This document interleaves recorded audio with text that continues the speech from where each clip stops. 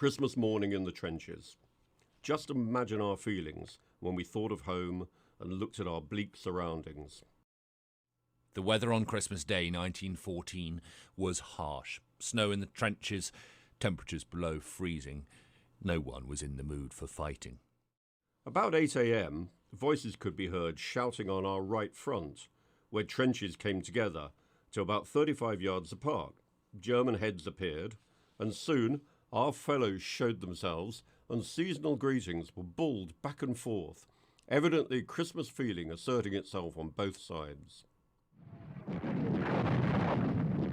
But Christmas or not, months of fighting had left the two sides suspicious of one another. Presently, a Sergeant Collins of my regiment stood waist high above the trench, waving a box of woodbines above his head.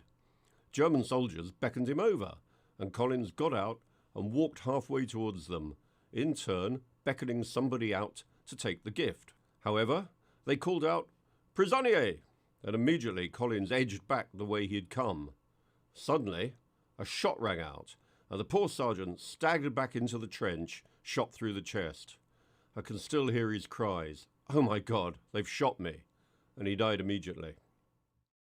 Sergeant Frank Collins, a 39-year-old postman from Monmouth, was shot dead on Christmas Day. This is his death certificate.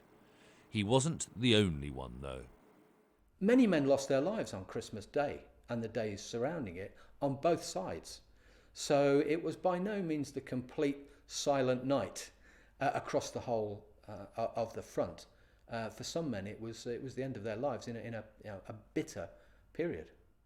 There are only 10 photographs of Christmas Day 1914 that are known about, but many diary entries from the time recall Christmas carols drifting from the trenches across no man's land. We heard a German singing Holy Night, of course in German, naturally.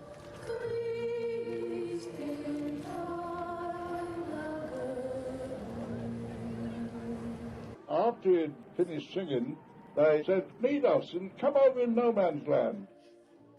And what of the fabled football matches? We've all heard of them. They've become a part of the story. This year, for the centenary of the Great War, UEFA even recreated one. But I'm afraid the truth is far less romantic.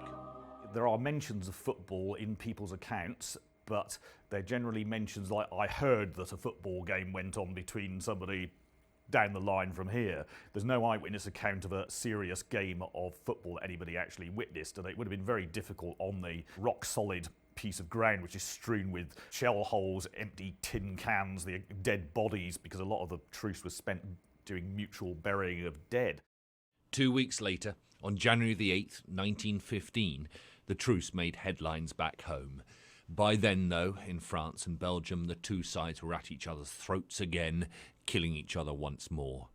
The Christmas truce that briefly brought the two sides together wouldn't be repeated again. Alistair Bunkle, Sky News.